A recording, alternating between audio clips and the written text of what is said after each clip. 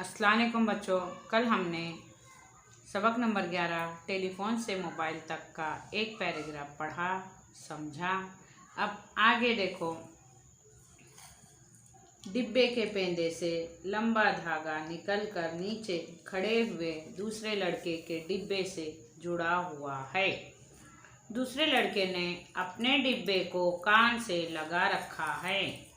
Graham bell ने देखा कि ऊपर वाला लड़का कुछ बोल रहा है और नीचे वाला लड़का डिब्बा कान से लगाए उसकी बात सुन रहा है। फिर नीचे खड़े हुए लड़के ने डिब्बे में कुछ कहना शुरू किया और ऊपर वाले लड़के ने अपना डिब्बा कान से लगाकर उसकी बात सुनी। बातचीत का ये खेल देखकर ग्राहम बेल ने सोचा कि कोई ऐसा आला बनाना चाहिए जिसके ज़रिए दूर बैठे हुए लोग आपस में बात कर सकें। उसने बहुत दिनों तक इस काम पर मेहनत की। बिजली के तारों से डिब्बों को जोड़कर आखिर एक दिन उसने वो चीज़ बनाई जिसे टेलीफोन कहते हैं।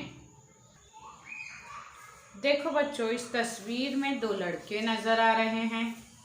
एक ऊपर खड़ा है, एक डिब्बा अपने मुंह से लगाए हुए हैं और वो बोल रहा है। एक लड़का कान से लगाए हुआ है डिब्बा और वो सुन रहा है।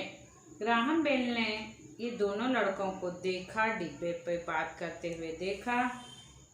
एक लड़का अपने घर के ऊपर खिड़की में खड़ा है, उसके मुंह से एक डिब्बा लगा हुआ है, डिब्बे के पेंदे पर एक धागा लगा हुआ है।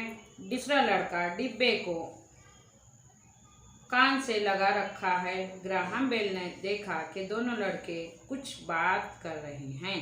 ये वाकया देखकर ग्राहम बेल ने सोचा, क्यों ना हम ऐसा ही आला यानी कि मशीन तैयार करें, लोग घर बैठे आपस में बातचीत कर सकें और सारे काम फ़ोन पर ही कर सकें। ग्राहम बेल ने बहुत दिनों तक मेहनत की और आखिरकार ग्राहम बेल ने बिजली के तारों को जोड़कर टेलीफोन ईजाद किया। ईजाद यानी कि नई चीज़ बनाना।